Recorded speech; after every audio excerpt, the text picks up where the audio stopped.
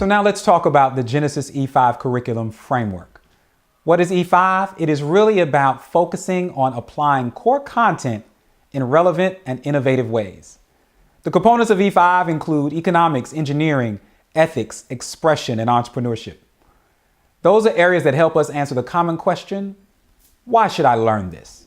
So for instance, why learn math? Well, one of the reasons we suggest is that it's about economics and finance. Why is that important? Well, the top 1% of earners earn 20% of income in this country. The median wealth of white households is 20 times that of people of color. And that's not a number that's simply important to people of color. That's important to all people who want a society that is a little bit more equal, because when it's not, it creates a lot of strife and stress. And education is supposed to be the great equalizer.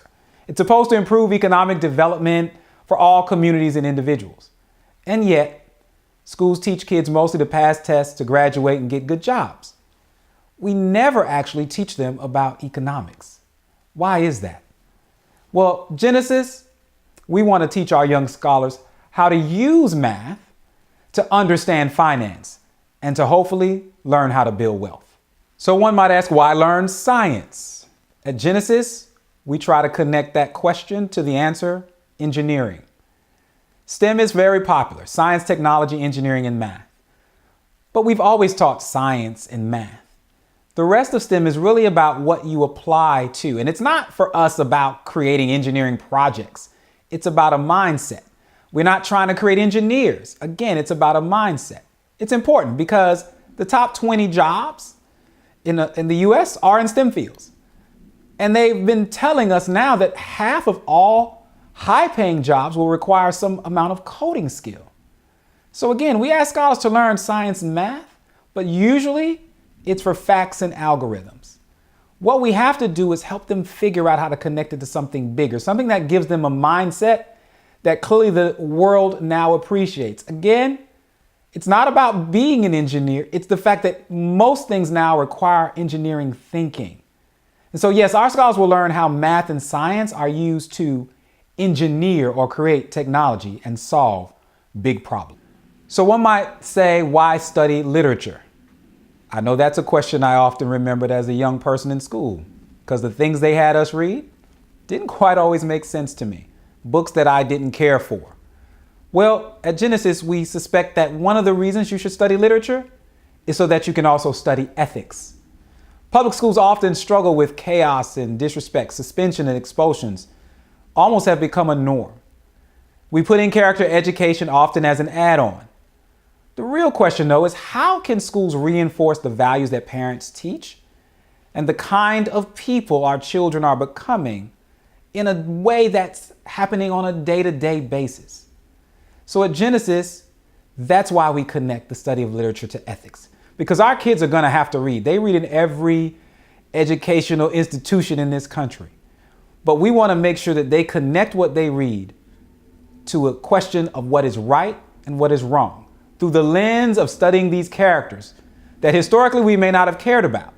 Well, we don't care now that you like the book as much as we care that you learn that what the characters do should reflect a little bit about life itself. So yes, our students will study classic literature, contemporary literature, religion, philosophy, yes, all of that, because all of that will force them to think about right and wrong. We don't want to tell them as educators what's right or wrong. That's a parent's job. But we certainly want them to have to deal with the question.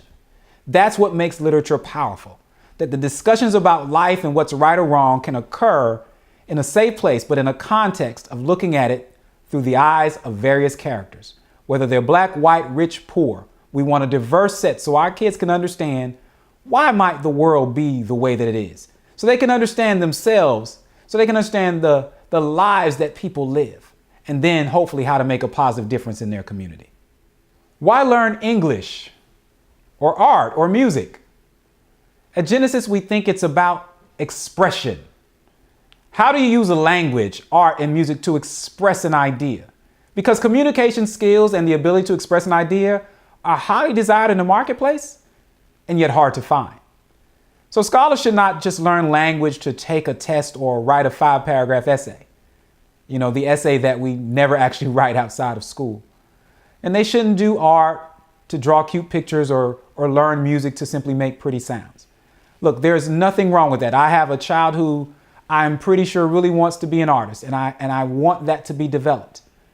But when you're talking about the study of something, having kids, every kid, whether they're artists or not, learn about art, music, or English, we want that to be about expression.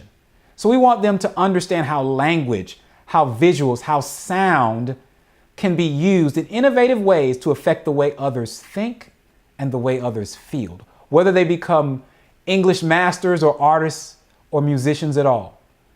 So we want them to understand how people try to influence them, how commercials or advertisements try to change the way they think and feel. We want them to become intelligent and thoughtful about expression, both what they express and what others express. So yes, that's why we want our young people to learn English and to understand how art and music are used, not for a test, but for expression. And why study social studies? There are lots of reasons, but we like to think that one of the reasons is to better understand economics. Now, economics shows up before with math, but we think it's important here as well. Why? Because most major world and U.S. challenges are driven by economics. I think we all know that.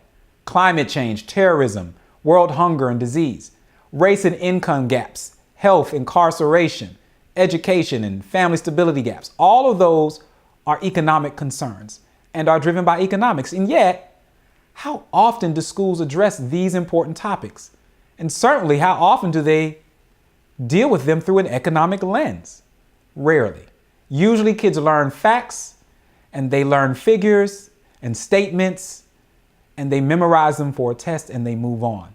But helping them see history and society through a lens of economics creates something that makes every discussion connect to another discussion. So yes, at Genesis, scholars will use economics to understand the why in terms of the way the world is and how to change it for the better.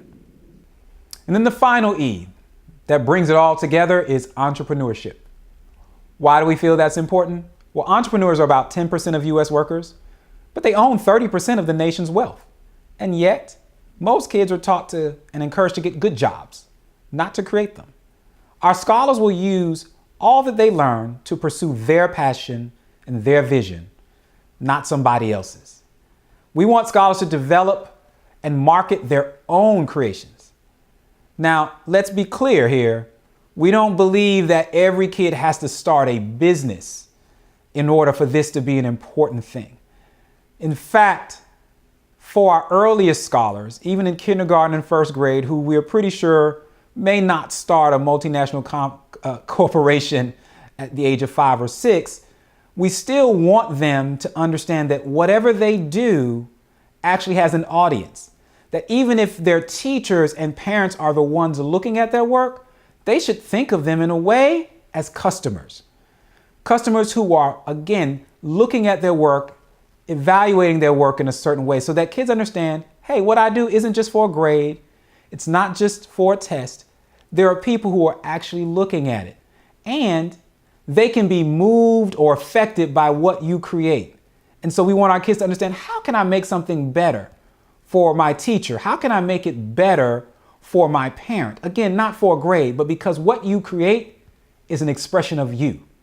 And as they get older, we do want the standards to get a little higher in terms of what they create. But again, it's all targeted at the audience, the customer, whoever consumes their work.